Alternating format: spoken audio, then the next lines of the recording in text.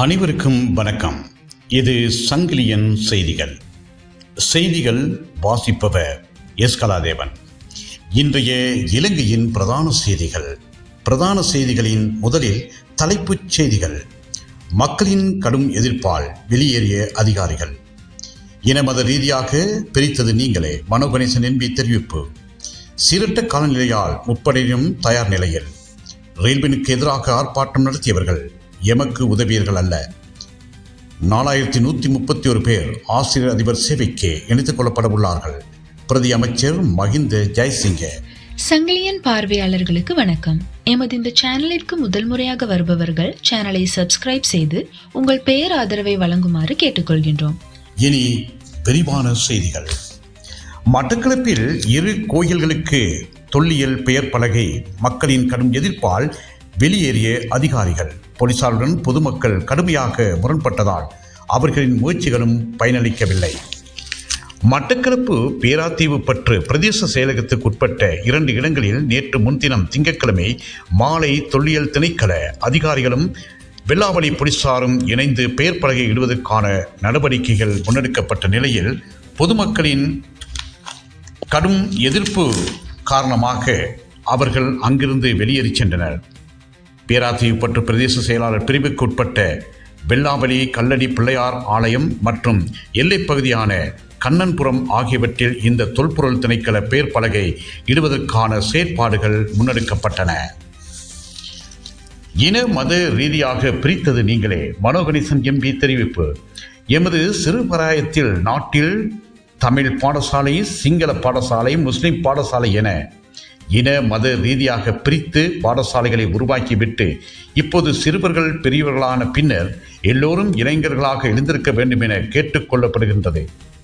இப்போது காலம் கடந்துவிட்டது, ரயில் புறப்பட்டு விட்டது என்று தமிழ் முற்போக்கு கூட்டணியின் தலைவரும் எம்பியுமான மனோ கணேசன் பாராளுமன்றத்தில் நேற்று செவ்வாய்க்கிழமை இடம்பெற்ற 2026ஆம் ஆண்டுக்கான வரவு செலவு திட்டத்தில் கல்வி, உயர்கல்வி மற்றும் தொழிற்கல்வி அமைச்சுக்கான நிதி ஒதுக்கீட்டு மீதான குழு விவாதத்தில் உரையாற்றுகையிலே இவ்வாறு அவர் மேலும் தெரிவித்தார்.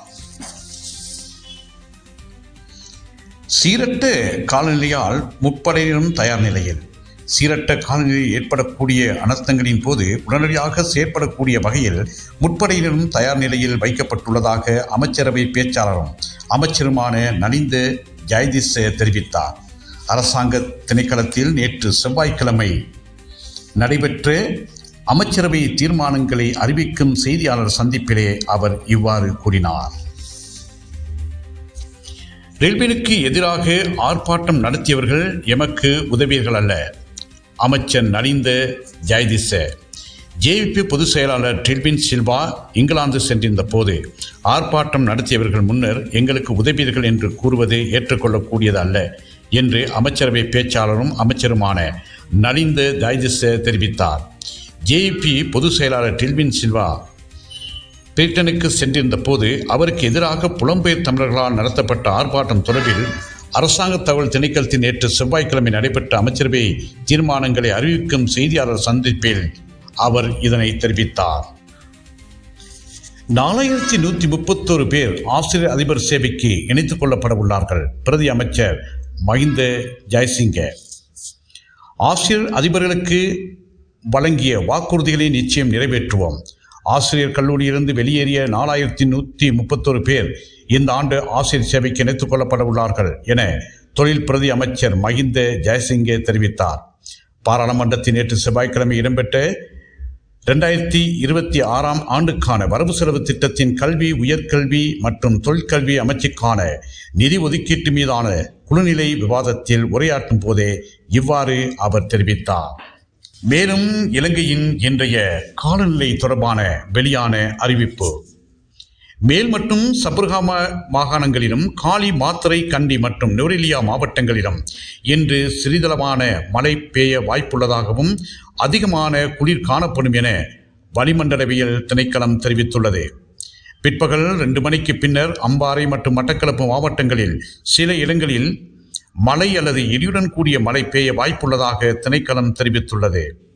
புலனறுவு பகுதியில் 150 மில்லிமீட்டர் மழை பெய்யலாம் என்றும் வெளிமட பகுதியில் மண் சரிவு ஏற்பட்டுள்ளதாகவும் ஏனைய பகுதிகளில் காற்று கடுமையான வீசும் எனவும் 100 மில்லிமீட்டர் மழை பெய்யலாம் என வளிமண்டலவியல் திணைக்களம் தெரிவித்துள்ளது.